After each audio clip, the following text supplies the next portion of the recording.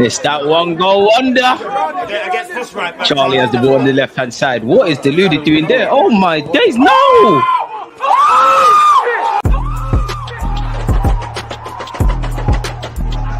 There's always just that active when defenders are being given, like. There's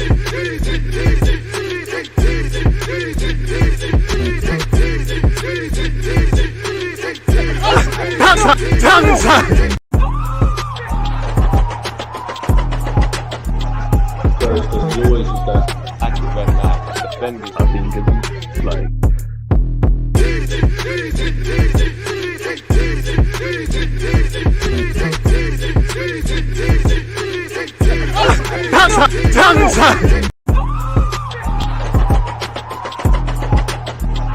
There's always just that active when defenders are being given, like.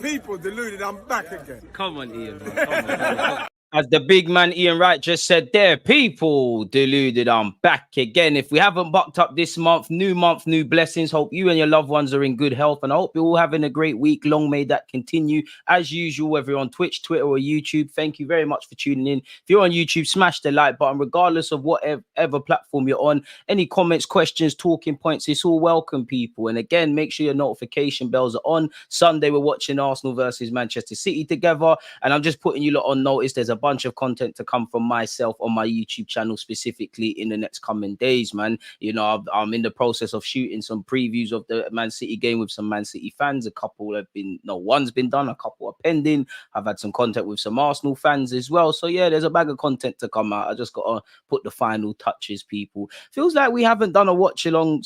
A man said watch along, a live stream specifically in relation to just everything Arsenal in a while, man. But we're back, people, and I'm a bit sad because after this week, obviously it's the international break. On the topic of that, I hope Arsenal fans are at that stage now where we've accepted, not that we can do anything and go back in time. The disappointing result on a couple of days ago against Lens. Obviously, we've got Manchester City on Sunday. It does leave a bad taste in your mouth if you lose both games going into the international break.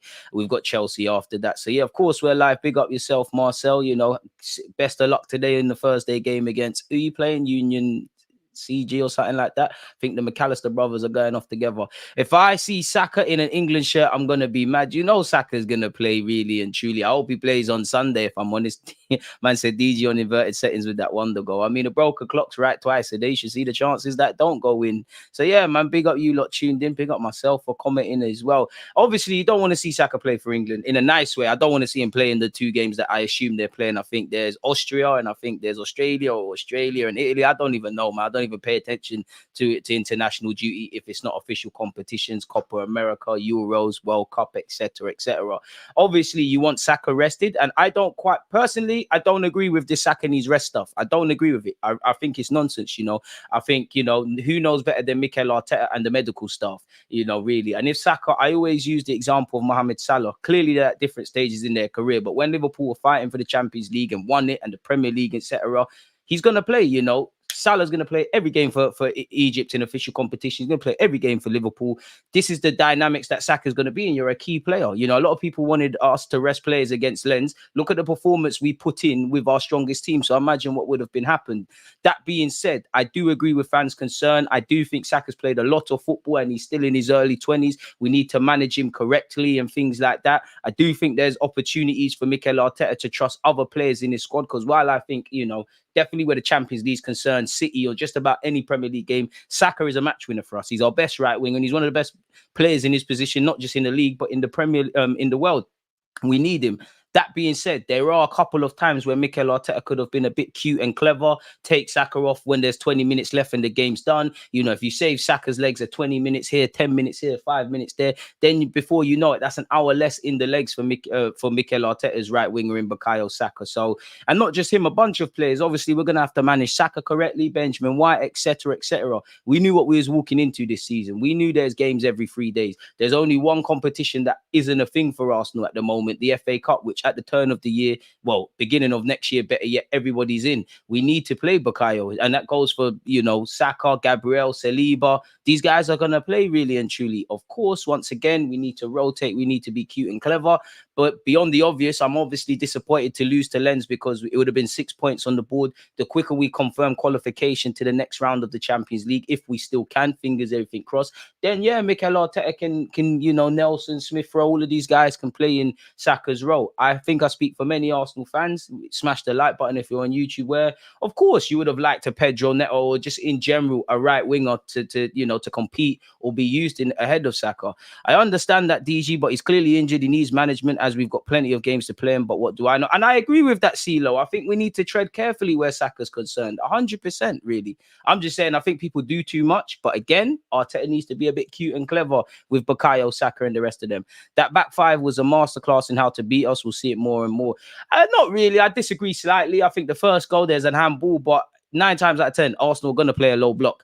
And I understand why Fabio Vieira came on at the time because, we're playing a low block, 10 men behind the ball, 11 men in their own half. In theory, I don't really believe it with this player, but Kai Havertz, Odegaard, Defo, Fabio Vieira, they're going to get in the half spaces and the pockets. When Saka came off, which I think Saka, Jesus and Rice, they're the only ones I think actually matched work in that game, I think you needed to go with Nelson, really. And not that Nelson done well when he came on the pitch, because we're playing a rigid system. They've got men behind the ball. We need to provide more width into the team. And 9 times out of 10, we're playing low blocks. Nottingham Forest did that before they were a bit more expansive and got the goal. That's what we're going to play. And this is why this season is different from last season, in that obviously people know how Arsenal playing, but this time last year, it was a breath of fresh air. You couldn't really suss out what Arteta is doing. Arteta's taken what we did last season, and he's obviously, there's a bit of teething issues, but he's adding different elements into our game. We've seen Gabriel drop. We've seen Partey play right back. We've seen 1-2 things, really and truly. So, yeah, man, I think it's a case of that. I think Arteta is trying to explore systems and all of that sort of stuff. And I do agree. You want to see Saka's legs rested. I know Saka is still young. And I guess it's a case for Saka as well to learn to, from what you hear, he manages his body well. But there's sometimes where Saka might have to say, Gaffer, you know what, I can't play, or I need to come off, etc., because there is an element of potentially running the young man into the ground. And it's not the same, but when I look at Saka, I look at Cesc Fabregas and Wayne Rooney. Now, Saka would do well to be mentioned in the same realm as these players when his career is done. But you look at both of them were playing till 16 years of age, better yet. And you look at, they kind of peaked very early, and the end of their careers, it was a bit rubby, really and truly. By the time they were kind of 30, it was a bit of a madness, really. I imagine I imagine if Saka can run, he can play. Saka's trying to reach world-class levels. I have to respect it, but it's up to the manager and the medical team. And if you're Bukayo Saka, there's a deeper argument to be said, really and truly, for Saka, really, in the sense of, resting him and things. In fact, better yet, there's a deeper conversation to have about the amount of football players are playing, really. We all know, I feel sorry for footballers because they're guinea pigs. There's a bunch of unnecessary friendlies. In the last 2 years, we got to remember there was a World Cup approaching this time last year. The Premier League, there was a bunch of games. You add up all of them things, you're looking at probably 50-60 games a season, really and truly, if I'm honest with you. Of course, it's not up to the players, and this is what annoys me, not your comment, but when people say footballers don't care. There's very few players at any club that are not carrying little knocks and niggles, really. Really and truly, we're basically into the third month of the Premier League season. I guarantee there's hardly any players that are not carrying something. Training's intense. The games are thick and fast. As you know, it takes typically 48 hours, but players have to learn to manage their bodies and things like that. And you don't want to run Saka into the ground. It's an interesting debate, but obviously, when I look at Timber, me as a fan, I thought, that man needed to come off before, obviously, what led to his demise in the second half of his Premier League debut. But if the medical team have signed him off, of course. But I also think the managers at times need to save players from themselves, because I don't think a single player is going to say, I'm not ready to play, I can't play at the moment. They're always going to put their body on the line, and you got to remember, these men want to play. If you're Saka, you want to play, bro.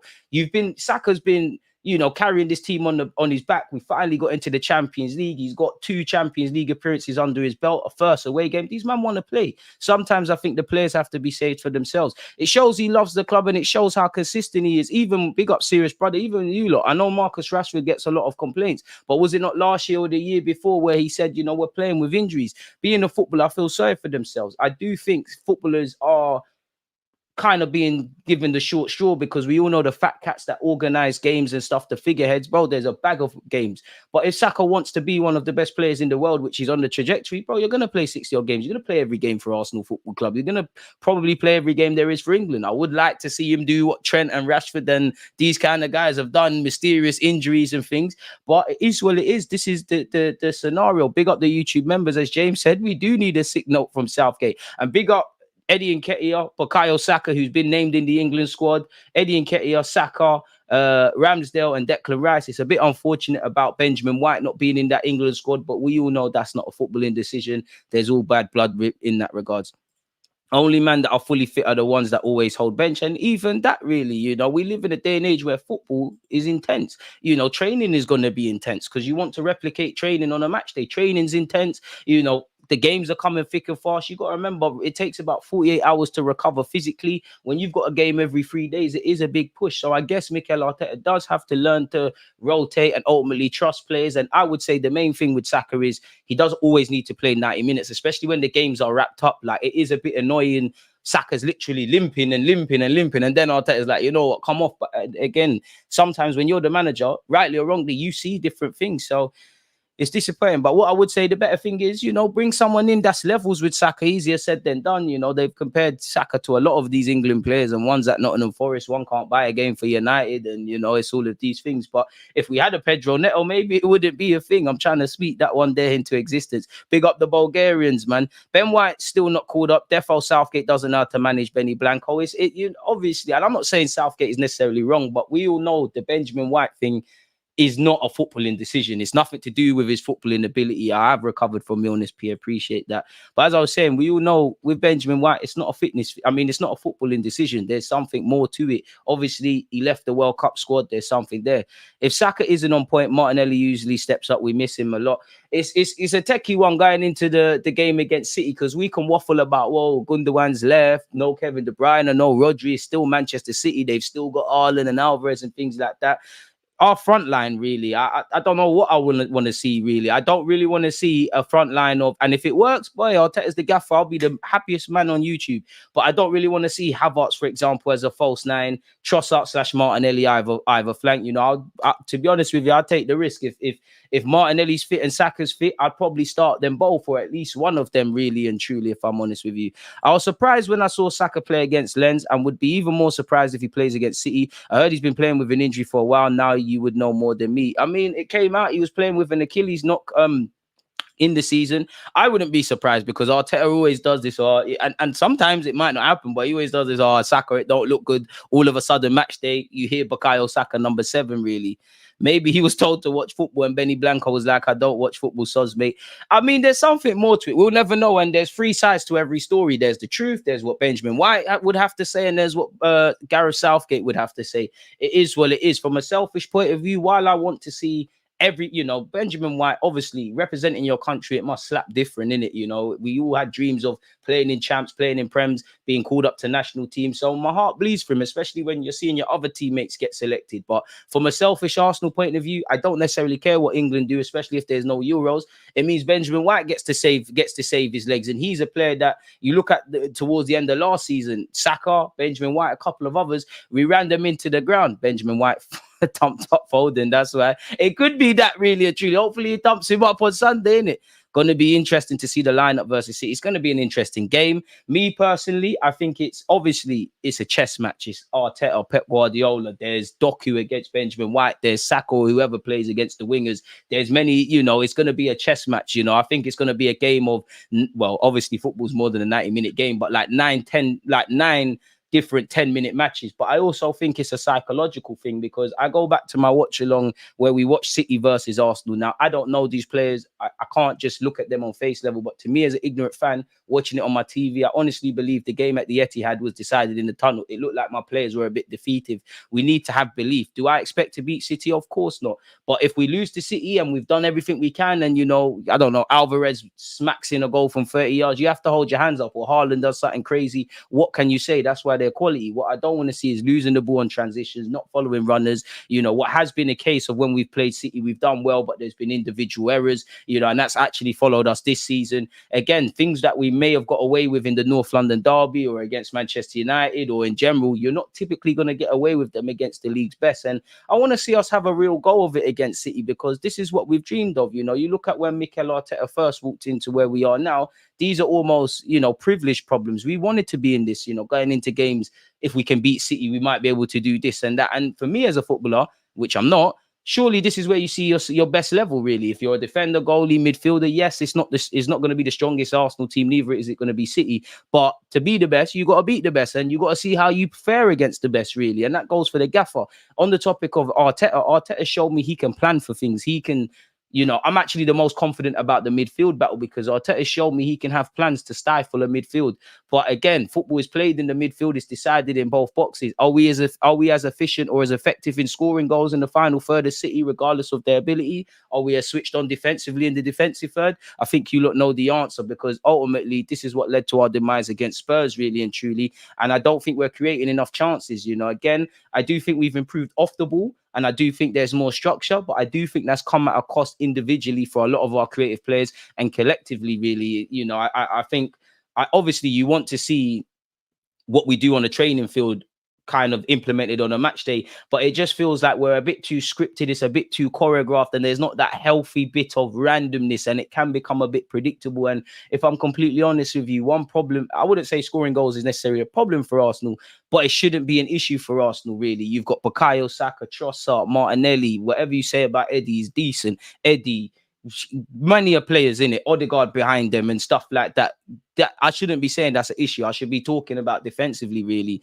DG, the main problem is midfield. Everyone can see it, but everyone wants Rice, Partey, Odegaard. Let's be real, it's going to be Rice, Havertz, and Odegaard. How comes Arteta is stubborn with that midfield? To be fair, as a manager, you need a degree of stubbornness, because if Arteta wasn't stubborn, Benjamin White wouldn't have been here. Ramsdale wouldn't have been here. Xhaka wouldn't have turned his way around. But at the same time, you need to be able to change things. And obviously, you look at someone like Pep Guardiola, who really no one can tell you nothing about football. He listens to his coaching stuff, and I think Arteta the same. You lot that follow my channel, you know I've been very vocal on we need to pattern midfield. I have to assume Arteta believes he has, because you've spent 105 million on Declan Rice, and the jury's still out on Kai Havertz. That was what, 65 odd million.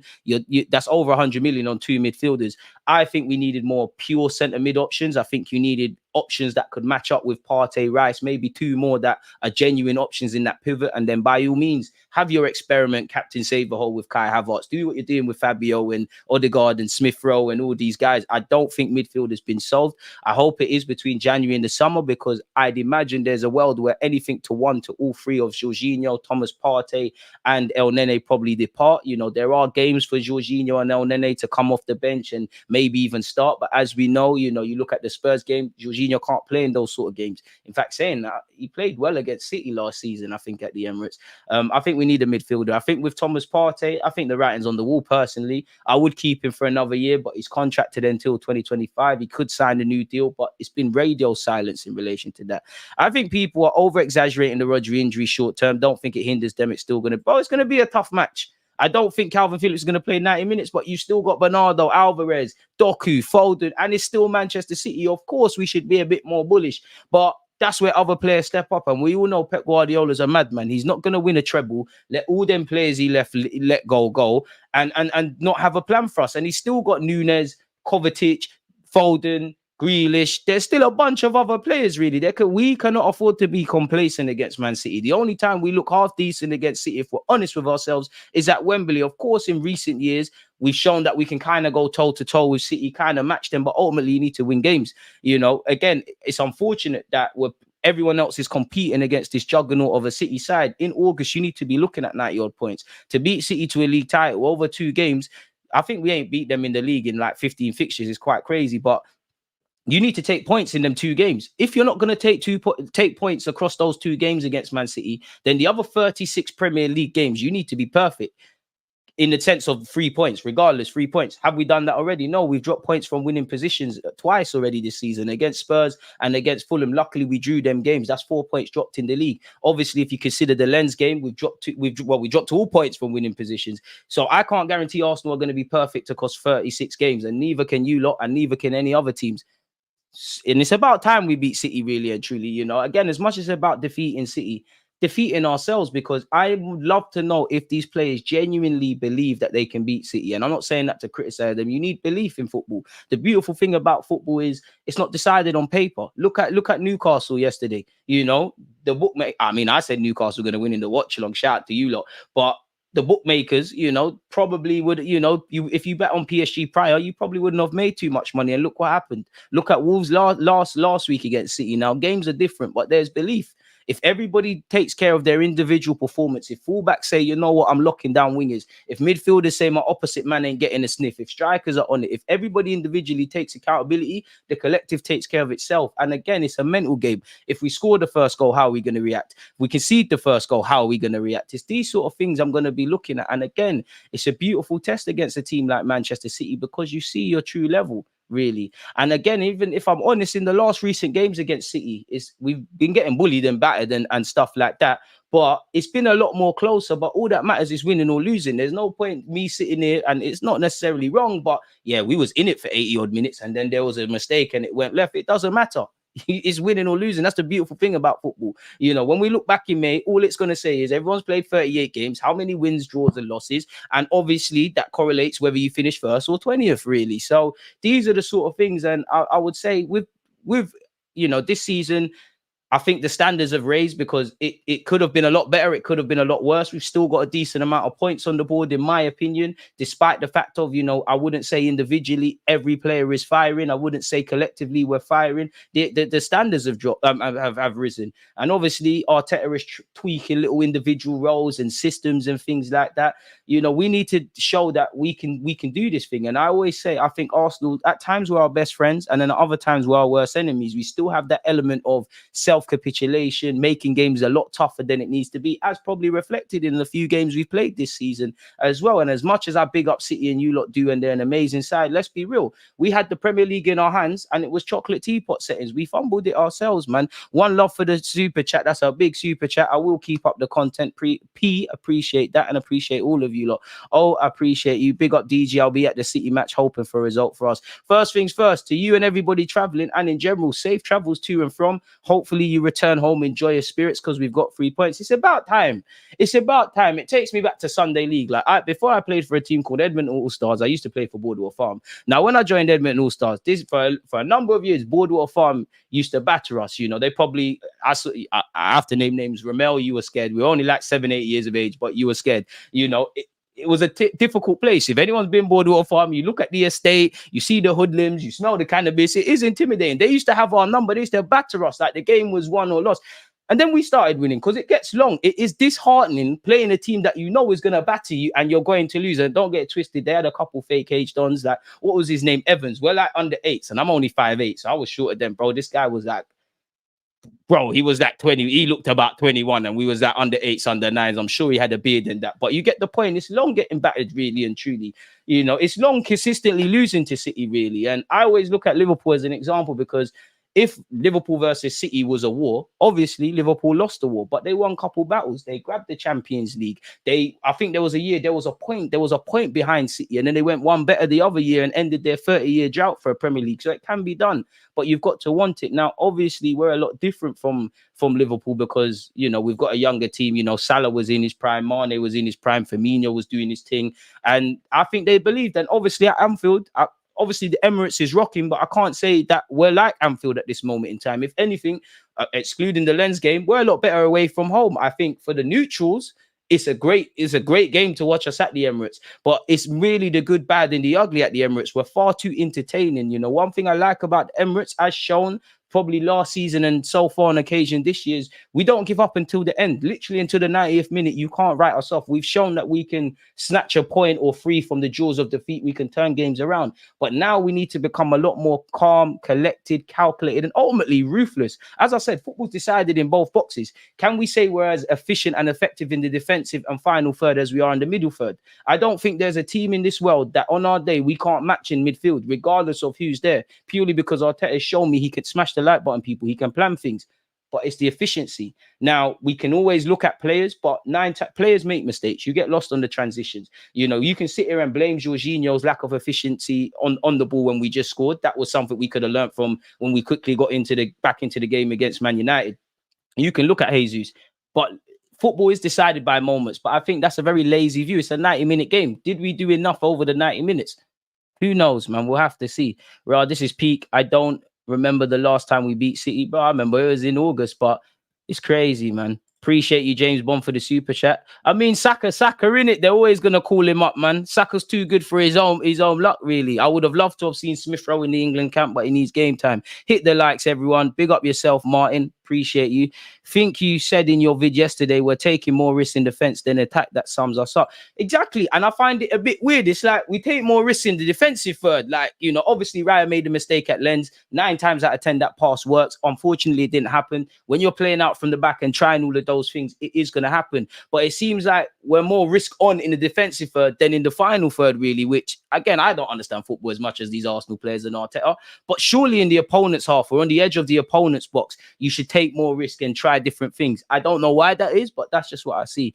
This game will show you how much you've progressed. Yes and no. I believe that because it all depends on the performance. But if we lose, I don't think it's all doom and gloom. We have to get on with it. If we win, I don't think we should be sitting here talking from the heavens and proclaiming Arsenal are this, that, and the other. There's a whole heap of games. As you've seen, people, you know, on paper, you've probably gone into games saying Arsenal should win, but bar PSV in the Champions League and probably Bournemouth as well, and to a degree Nottingham Forest into the second half, it's been high intensity, close games, really. Even Crystal Palace, which I think is one of the cleanest performances we've had when we went down to 10 men. It takes a lot of energy out of you.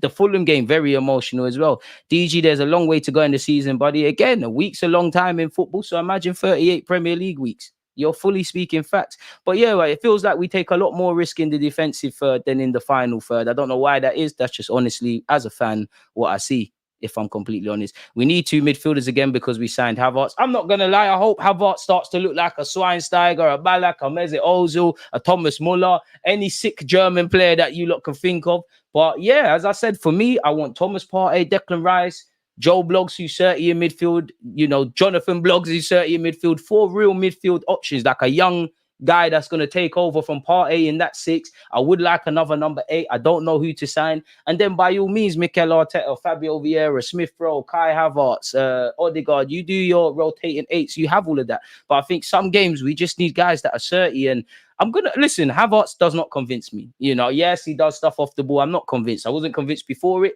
My thing was more belief in Arteta. You could see what Timber brings to the table. You can see what Raya brings to the table. You evidently can see Declan Rice brings the table and more. With Havertz, when we signed him, I was more of the belief, you know what? It's scary. I don't really want you at the football club. I don't see how, in comparison to them other players, you get us closer to Manchester City. But Arteta, if this is what you want to do, everyone can make mistakes, but I believe in what you're doing. But again, it's looking shaky, really and truly. And for me, I think, you know, if I'm Kai Havertz, big up the Arsenal fans away from home because they would have given him a vote of confidence. I think his players believe in him and have an appreciation of the one thing you can say with Havertz is the pressing and the defensive metrics, which you should be doing and more. And obviously, if the world don't rate you, but the man whose decision is to start you week in, week out and signs you for 65 million, that's all you've got to look at.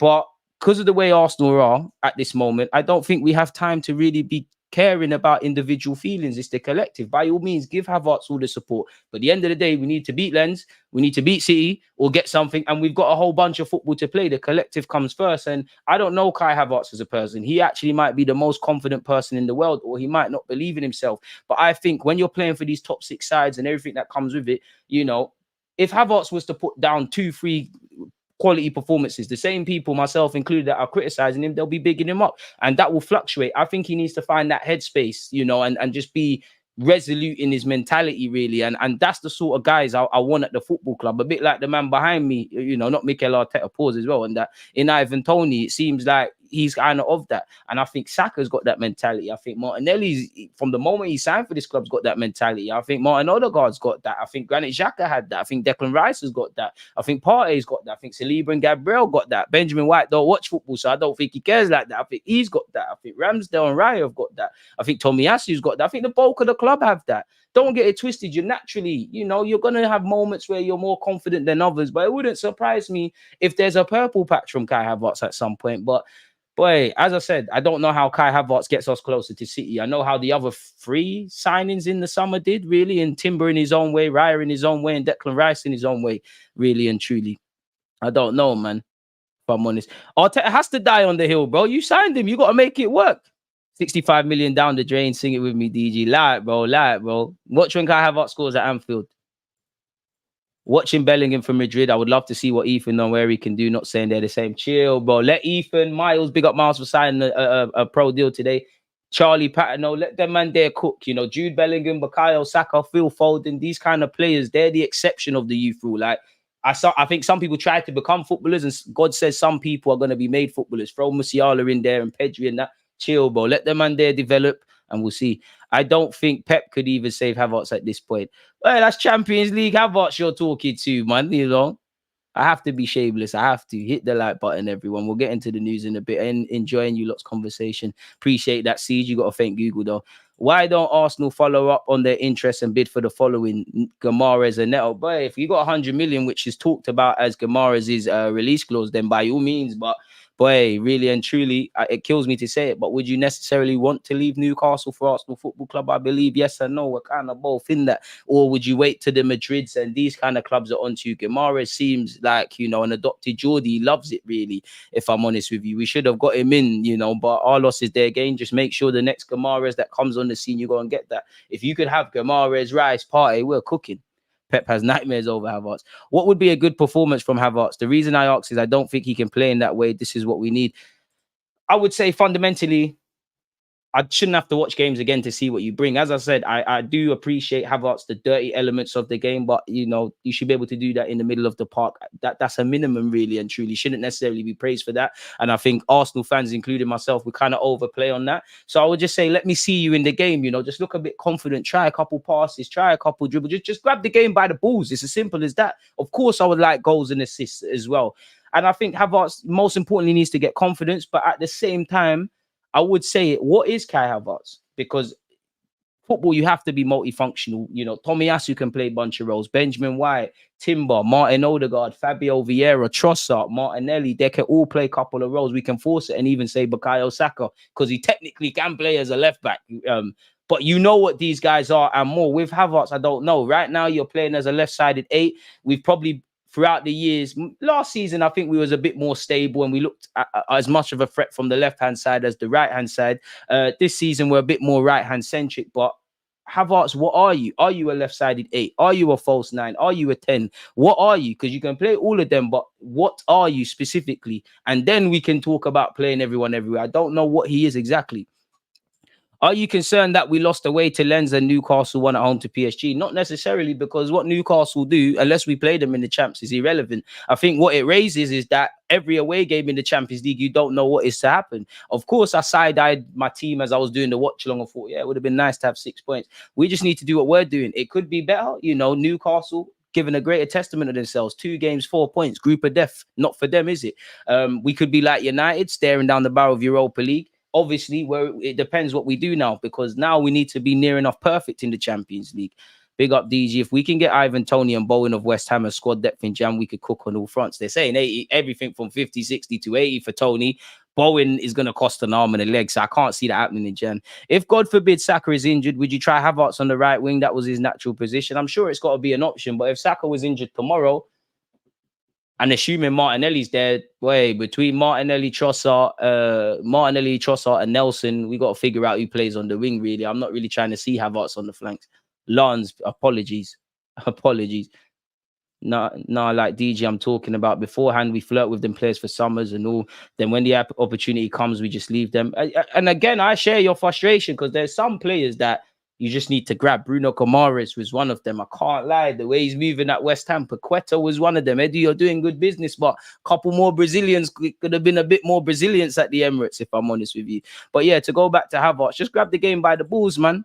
Because if I'm honest with you, whatever I think about Havertz, when we signed him, I looked at him in the same way I looked at Zinchenko, Jesus, and Odegaard, in that you lot are young / mid-20s, but you've got a wealth of experience. You lot are veterans coming into this Arsenal team. Kai Havertz, was talked about, this guy from 18 years of age. Whatever you say, he's a regular for his country and probably looks the most at home when he's actually playing for Germany. He's played at Chelsea. He's won the Champions League. You've got a wealth of experience. I want you to be a leader. I don't want your handheld. And if I'm honest with you, I like the fact that they gave him the penalty. But if I was Havertz, bro, I'll be feeling like a charity case, bro. Like, pull up your trousers, put your big boy pants on now, and let's get on with it, really and truly. Because as much as football means the world to me, so what? You have a bad game, so what? It's not like you're a doctor. If you have a bad shift as a doctor and you're operating on someone's dead. You have a bad game, so what? You lose 3 points. It's the end of the world. You're public enemy number one. But at the end of the day, it's a football game. It's just a game. It means the world to me, but at the same time, it's just a game. Get on with it, really and truly. If I'm completely honest with you, Daniel Marlon return home and be lit. Here's a curveball for you guys. Zinchenko or Jesus right wing if Saka is unavailable, or Zinchenko left 8. You know what? I'm more likely to want to see Zinchenko as a left 8, but I would say while he plays there for his country, who else is going to play there for his country, with the greatest of respect to Ukraine? And I don't know what it is, but there's got to be a reason that Arteta and Pep, who know more about football than me, there's a reluctance to start Zinchenko organically in midfield. I don't know. Maybe it's the defensive aspects, because he does go to sleep in that inverted role. I'm not sure, really and truly. Elite talking points from you lot, people. Keep them coming. Havertz was wearing pink boots and did the stutter run up for that pen. What would we say if someone did that in Sunday League? Boy, if you do that in Sunday League, you got a bag. You have to bag, bro. Havertz is also without the magic.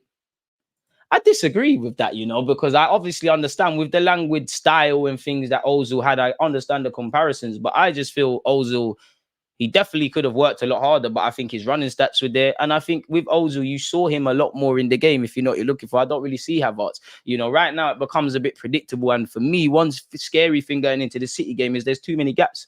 There's too many gaps. It's almost like three midfielders are doing different things. With Kai Havertz and his height, we're a lot more direct. Go and watch the Lens game again from kickoff. Raya kicks it straight into Havertz, making that forward run. That's something I think Havertz needs to keep in his game. But when Havertz gallops forward, Odegaard's kind of having to do two roles. And then it's almost like Declan Rice is deserted on an island by himself. As you saw within the second half, more so Declan Rice is not really dribbling, but carrying the ball forward. I think there's too many gaps in our midfield, really, if I'm honest with you. If Rambo made that same mistake, he'll probably be on the bench next game. You weren't watching last season. We need to play our strongest game against City. That means Partey and Rice, but also when we're looking to put on teams, I think you mean players, bring on Smith Rowe on the left 8 row. I mean, with Havertz's form, I hope he can get it going, but it raises the question, like, do you give Smith Rowe an opportunity? Do you continue with Fabio Vieira? You know what? Just forget all of that for a second, and it's Partey, Rice, and obviously Odegaard. I believe that's our best trio. I'm all for the experiment with Havertz and Rice, and obviously, 9 times out of 10, I don't want to say I don't want to see Rice and Partey together playing week in, week out, but I think you can afford to only have one of them or whatever. But I think that's our best trio right now. I think that gives us the, Rice can, Rice obviously does the Rice stuff. Partey is sick and I don't think gets enough credit for how he is in the build-up. Odegaard presses and stuff. I think that's the most healthiest blend that we have. I think if it was a drink, that's the sexiest cocktail on the menu at the bar, if I'm honest with you. So it is what it is. Have you heard from Fabrice Muamba lately? You lot need to get onto him and DM him. He airs my DMs. I maybe don't want to be on the show anymore. Big up Fabrice, man. He's been airing, man. Havertz should not play in midfield, so slow and poor. Rice has a back injury from carrying Havertz in that midfield. Probably does. Zinchenko goes to sleep at left back 2. I prefer Kirill. I mean, for what Zinchenko lacks defensively, I can't lie. I do think up until the Lens game, he was all doing okay defensively, but I like Zinchenko running into midfield, if I'm honest. Yes, he needs to be a bit more switched on, and him and Gabriel probably could talk a bit, but provided Gabriel, I think Gabriel's our most underappreciated defender. He kind of becomes that left back and centre back in build-up play. I think when we're defending, he doesn't get enough credit, and actually when we're trying to force the issue, passing. But if Gabriel, Declan Rice and Zinchenko can govern that space a lot better, then I think we'd be all right. But it's about being a lot more street smart. Like, I don't know Zinchenko's age. Looking at him now, of course he can improve defensively. How old is Zinchenko? He's 26, you know, you can still improve, and off the ball is probably better than, it's easier to improve, than on the ball. But at 26, as a left back, if at 26 you're not a great 1v1 defender, you're not a great defender, then surely you're never going to be. So I kind of accept Zinchenko for what he is, and I would love to have Timber back as well. I like what Zinchenko brings to the table, man. Don't want to see you in the second half at Anfield against Trent again, though, really.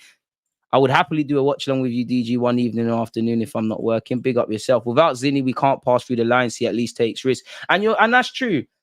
And I wholeheartedly agree. But at the same time, if I'm honest with you, yeah, it's not that it's a cop-out, but I think it's a cop-out because no matter what Zinchenko's role is, yeah, it's more so last season. If Zinchenko's not there, should we really be crying, oh, we can't progress, we can't link up midfield and defense and ultimately attack because our left back's not there? It's not on, is it, really? Even though I agree and think you're speaking facts. Would you keep Tommy for City or bring back White? And this is one where I'm happy I'm not Mikel Arteta. And it's like stick or twist. Honestly, I don't know, because if it goes wrong and you start Tomiyasu, man are going to say, why don't you play Benjamin White, and vice versa. And it depends, because obviously, you know, with Tomiyasu, arguably you could shift Tommy to left back, because you know Zinchenko's gonna, that space that Zinchenko leaves behind, or in general, he's gonna get targeted.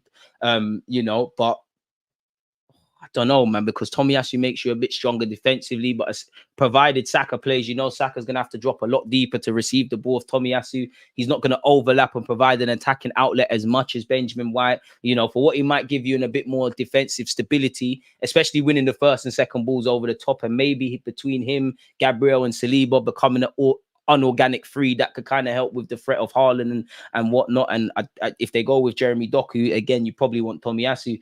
But I do believe, while we got to be switched on defensively, the best form of attack is defense. The best form of defense is attack, apologies. And as much as we've got to respect City, we have to go for it, really. And so if Benjamin White's fit for me, he has to play, if I'm honest with you.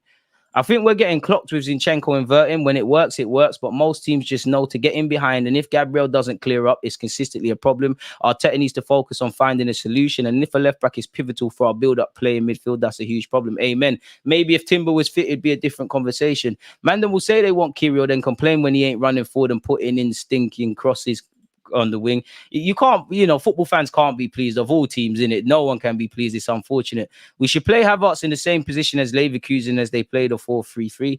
I mean, Mikel Arteta is going to have to work it out. You signed the man. We're suffering in midfield because Havertz is not progressive. Fans only rate Havertz because he has good short passing and tackling, which should be the minimum for an Arsenal player. It should be minimum of everyone, really, if I'm honest with you. How Saka, by the way, he's been called up to the England squad, and truthfully, we won't know until Sunday or until Mikel Arteta gives his press conference. Tommy for his national team as a centre-back destroyed Sane and Gnabry. Then we play him as a centre-back in the Cagliari. Looks good. He isn't a right-back. I wouldn't say he's not a right-back. I just feel in what we're trying to do as a football team, I think the game's kind of, what we're doing is kind of leaving Tomiyasu, you know. I think Tomiyasu, if he's going to play fullback, obviously there's games we can get away with it, but I think Tomiyasu is somewhat of a finishing fullback. And what I mean by that is, let's just assume it's a close game against City. It's 2-1. It's the last 20 minutes. You know, we need to just shut up shop. You draw for Tomiyasu and then they, you know, they're not going to take risks. I think that's kind of Tomiyasu's role. And I feel, as I said before, the natural progression of Tomiyasu right now is probably to be a centre-back in Arsenal's team, really, because he, you know, I do think he's relatively ball-footed. I do think he gives it a good go. I do think he could have scored against Lens, but yeah, he's just too much of a conservative player, if I'm honest with you. I think playing him left back, you kind of less rely on him in build-up play, and he can kind of do his thing. But it is an interesting one, really, and it's a game where you would love to have Timber fit, really and truly, if I'm honest with you. But it's always the players that are not fit that are the saviours. City got injuries, we've got injuries. Probably every team in the Premier League's got some injuries or some players struggling physically. So we're going to have to get on with it. There's no excuses, really and truly. Injuries are not unique to us, really. So we knew that we was going to have a more congestive calendar list. We've been dealing with injuries, really, off the back of pre-season since the start of the year. It is what it is, really and truly. Keep your thoughts coming, people. But with that, you know, I just want to make sure that we cover what we need to cover as well of your conversation. I'm getting too hung up in it. As you know, Bukayo Saka has been named in the England squad despite injury worries. Southgate has called him up, as has Bowen and Sterling, people. So we're going to have to see. And obviously, Eddie Nketiah, Ramsdale, Declan Rice and Saka have all been called up. It's a shame for Benjamin White. I think, you know, I can't really complain with the England squad. I think Levi Colwill deserves it. obviously I'm a bit surprised Nketiah got another call up, but I'm not surprised really. But yeah, it is what it is. You know, Maddison deserves it. Been in red hot form, to be fair with you, as has Gallagher. Interestingly, Henderson, even though he's playing in the Middle East, Calvin Phillips, I mean, doesn't get a game really, does he? But you always knew Calvin Phillips and Maguire were always going to get called up, really. So it is what it is in that regards. But as I said at the start, from a selfish Arsenal point of view, Benjamin White gets to save his legs, and you can see the England squad in front of me. Big up Bowen, because he's been one of England's most informed players. On Saka's injury, in the aftermath of the Lens game, people, he said Arteta said he tried to backheel the ball in the first half and felt something. It was something muscular, and he was uncomfortable to carry on, so we had to take him off. We don't know anything more than that. Obviously, it was big enough to not allow him to continue to play the game, and that's a worry for us. He then said, "I have no clue. I don't know." Obviously, you know, Saka's been called up to the England squad indirectly. England's medical team and Arsenal's medical team must have had some dialogue about the severity of Saka's injury. There are some rumors on social media that he'll face a late fitness test in the build up to the City game, but we never know. I'm a neutral supporter when it comes to football. Dan, I never knew that, so big up yourself. Where can we exploit City, DG? Do you see any weak points? That's a question I should have asked the City supporters. I don't think City look that solid defensively, so get at them, if I'm honest with you. I think there's a lot of holes. Obviously, Tomiyasu regretted his chance that he missed. Big up Tomiyasu against Lens. Jonas Ividal, forgive me for mispronunciation. I can't say these names, but despite speculation as to whether he'll still be Arsenal's women manager, he signed a new deal. Big him up for that one. So that's him. Miles Lewis-Skelly has signed his first pro deal. Let this man develop, but I think between him, Ethan, Charlie Patton, Koza Dewberry, we're cooking really, and I want to see this man make some appearances for Arsenal at some point, really. And big up Sago Jr. for doing that. And obviously, young Miles is over the moon, 17 years of age, signed his new deal. So probably his focus at the moment is probably, trying to make it at Arsenal and probably get his driving license if he hasn't got that already, really and truly. So yeah, Romano on Saliba said there was a great stat posted yesterday about Saliba having the highest Premier League win percentage of any Arsenal player ever. And I'm not surprised, honestly. Saliba is fantastic. He was already shining on loan at Marseille. Then last season and this season, he's a top player. He's considered one of the best centre-backs in the world in the industry. Arsenal are happy with him. Great that we signed him to a new deal. And yeah, man, I do think one day, he'll be sold for big money to Real Madrid. Odegaard has said on what elements he believes are the most important in creating a successful team environment.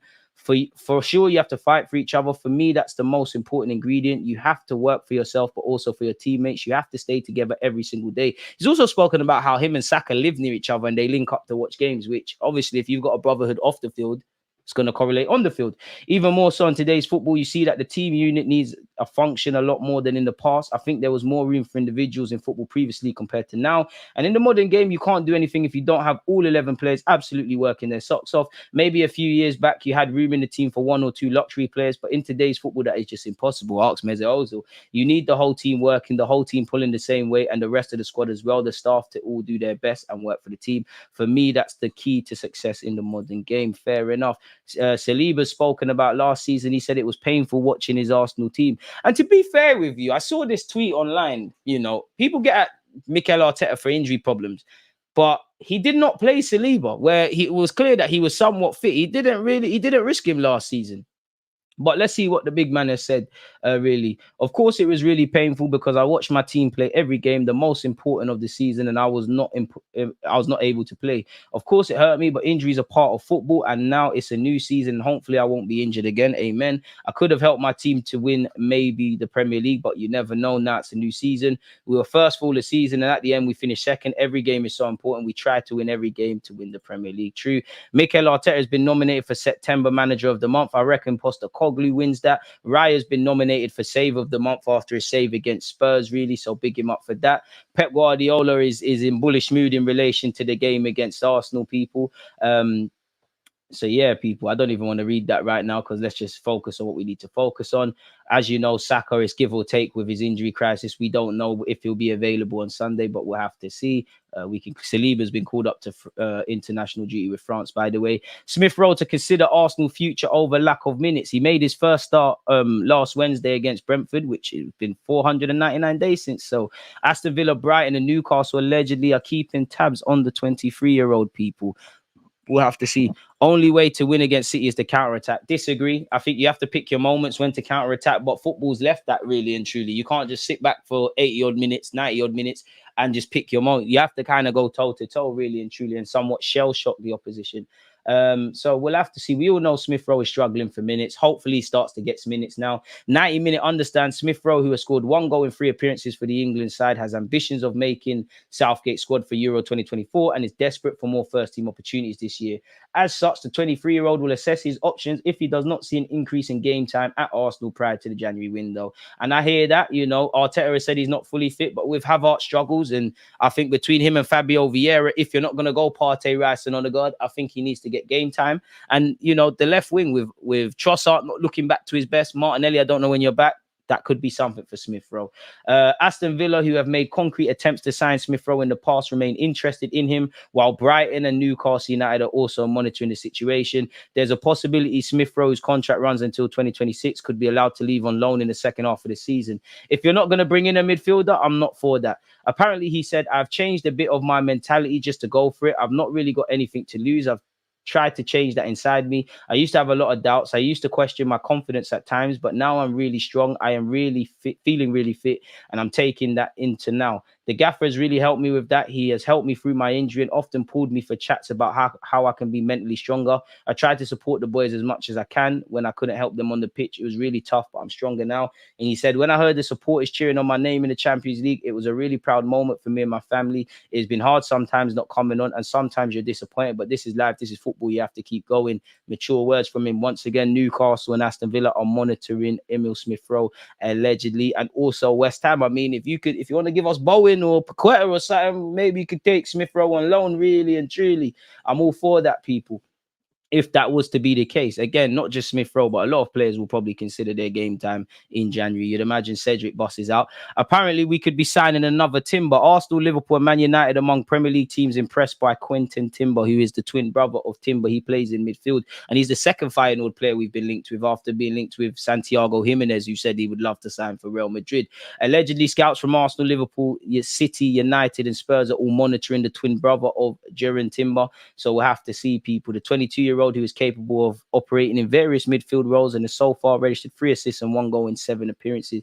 I'm sure Timber would want his brother there, and it'd be easier for his family to, you know, for mum and dad to be able to watch both of them play if they're in the same home, really. Scouting doesn't mean you're moving for him. You know, I would say City are probably on the lookout for midfielders. Liverpool are probably on the lookout for a midfielder. United, Spurs, and us as well. Scouting doesn't mean you're moving for him. You know, scouts could be there to watch other players. Scouts could be there to run the rule over him and decide if he's good enough or not. He's also drawn interest from Atletico, Dortmund, Monaco, and Napoli as well, people. So we'll have to see. For what it's worth, people, he said, yes, for sure, in the future, of course, it would be nice to be able to take such a step. But that, of course, starts today at Feyenoord. This season, I want to show beautiful things, and we'll see what the future brings. But that would certainly be nice. Yes, he said back in August, people. Ivan Toney, apparently Spurs are now the favourites as he feels it's time to move on from Brentford. I mean, why you wanted to sign for Tottenham Hotspur? I don't know, people. He's valued at 100 million. He's been linked with anything from 50 to 60 all the way to 80 and now 100. Spurs, Chelsea, and Arsenal are among the sides linked with him. I personally think there's an admiration for Toney, but I don't think we're going to do it in the summer. I mean, we're going to do it in January. I think we'll wait till the summer to go and look for someone. He played in a behind closed doors friendly for Brentford's under 21s, and as you know, he is back in training, people. So we'll have to see exactly what's going on. And could it be worth staying at Brentford, because you've got the Euros that you want to be in contention with, and you've got, not that I think Eddie's better than him, but you've got Eddie, Ollie Watkins, Harry Kane. You got a bunch of stuff. The Silver Twins 2.0, if you know, you know. Odegaard, Saka, not going to lie, they sometimes hog the ball. They need to try to play basic, give and go. And Odegaard rarely passes to the left wing. Madders passes to both wings often and keeps the opposition guessing. I can imagine that both bros playing for us. It'd be lit, innit? Haaland been out of form lately. You know what that means, bro. Out of form, Haaland is still Haaland, isn't it? It's still scary. Like, Haaland is scary. And Gabriel... And in fact, the whole defense, Gabriel, Saliba, and everybody are going to have their work cut out, really and truly. So we're going to have to see. Pedro Neto allegedly is interested in joining Arsenal from Wolves. But again, money talks, and the Wolves want to lose him mid-season, especially with the way he started this year, coming back from his injury. I don't know. Let me know your thoughts, people. Arsenal target Pedro Neto would be interested in quitting Wolves for a club challenging for honours, allegedly. Wolves are unwilling to let the 23-year-old leave in January, people. So again, normally, you know, if you go to a shopping mall or you go online, normally January there's sales. There's not really that in January. January is a reactive market. In an ideal world, there would be nothing in January. No manager would want to buy or sell because you would have done everything you needed to do in the summer. January is a byproduct of obviously injuries, players not happy about game time, failure to do certain things in the summer, etc., etc. We've been linked with him back to his days at Braga and Lazio, etc. It is believed the deal in January could be hard to do, but a well-placed source has told Football Insider that more clubs could join the race for his signature if the electrifying wingers form continues. He's been linked with a couple teams in the Prem and abroad, people. Sources say a move in the summer of 2024 could be more likely, with all still in financial FFP trouble. So we'll have to see, people. We'll take a huge offer, and he's contracted until 2027. Did he not sign a new deal not too long ago? And it seems like he's put his injuries behind him. Obviously, if we were to sign him, I'm sure a lot of us would be talking about him versus Saka on the right-hand side. But he's excelled on the left-hand side this season, really. And his end product isn't the best. He's got 12 goals and 17 assists in 118 times for Wolves. But this season, I think he's done quite well in the 8 games he's played. So it's kind of lit, really. El Nene said we've got enough depth to do what we're doing. I'm not going to read that for you lot. What is this? We've been linked with Rabiot. I mean, it's a lazy day. Apparently, Sane could leave Bayern Munich next summer, with Barca and Madrid likely destinations. So I'm sure a lot of you cue the Arsenal rumours. To be fair, he's done all right at Bayern Munich recently. The final striker, Santi Jimenez, said he'd be delighted to play for Real Madrid. I mean, I'd be delighted if you signed for Arsenal. TalkSport are basically saying that we're interested in Neto again, and says Bowen is on the radar of Premier League clubs. Ollie Watkins is ready to make a smart career decision. We've been linked with him before. He's in talks to sign a new deal, and he's previously been linked with Arsenal. So we're going to have to see exactly what that is going to be saying, people. But that seems to be everything in the current news. Don't forget, on Sunday and now before kickoff, we're doing, or better yet, we're beginning our watch along for Arsenal versus City. The link is been pinned, so check that out. I think Liverpool are rumoured to be after Neto. He's been linked with Liverpool, United, Chelsea and Spurs. If Arsenal can't beat City this Sunday without Kevin De Bruyne and Rodri, then forget about the title. I think it's deeper than just them two, but I do believe if we can't beat them in the Premier League without them two, then I don't think we ever can. It's been like 15 games. Surely it has to end. If you told me in 2004, when I was in year 4, that City would be doing what they're doing and we would have such a record against them, I'd look at you like you're mad. But to be fair, if you told me Spurs would ever finish ahead of Arsenal, I'd say the same thing. But it's funny how life comes full circle, isn't it, really and truly? So it's an interesting debate, really, if I'm completely honest with you. But yeah, people, I don't want to waste any of you lot's time. With it being 56, 57 minutes in, we've spoken about Arsenal Lens, we've spoken about the news, we've spoken about general things. As usual, it's a pleasure to be here, people. I hope you lot enjoy what's left of your morning, day, afternoon, and night. Thank you very much for your super chats, your talking points. Some of you lot that just listen while you're getting on with your jobs. It's honestly a massive thank you, man. That's all I can say, really. I'm very appreciative of everything and all the support you lot give me, whether you're on YouTube, Twitch, or Twitter. And we'll link up again. Make sure your notification bells are on because there's a bunch of content to come over the weekend and in the build up to the weekend. So yeah, man, you lot stay safe, stay blessed. I'm out, man. One love. There's always just that active red flag. Defenders have been given like.